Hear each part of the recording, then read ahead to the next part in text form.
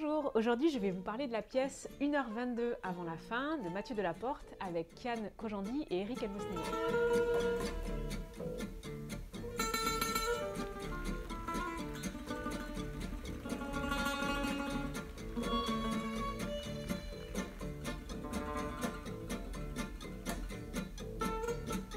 Mathieu Delaporte et Alexandre de la Patelière, vous les connaissez, puisque ce sont les auteurs du Prénom, que vous connaissez tous, j'en suis sûre.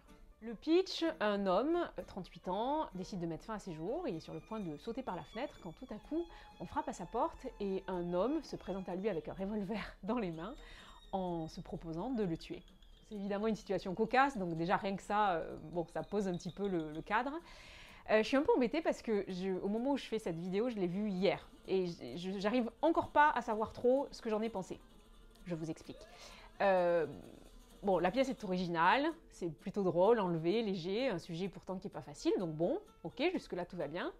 Sauf que je pense que c'est pas tout à fait assez musclé niveau texte, enfin niveau scénario. Ce qui fait que même si les deux s'entendent bien et sont assez cabots l'un comme l'autre, ça fonctionne plutôt bien, on dirait deux potes, alors que vous apprendrez plus tard qui sont ces personnages, et ça d'ailleurs ça fait partie des choses très positives de la pièce. Les twists sont vraiment réussis, c'est-à-dire à chaque fois assez surprenants. Mais du coup, c'est un peu léger. Et j'ai trouvé même Kian Kojandi pas tout à fait assez engagé, mais aussi parce que la voix porte pas assez, c'est pas très musclé. Eric Elmosnino, je pense qu'il est peut-être plus habitué aussi, mais il joue le jeu, il est très cabot, un peu trop aussi à mon goût.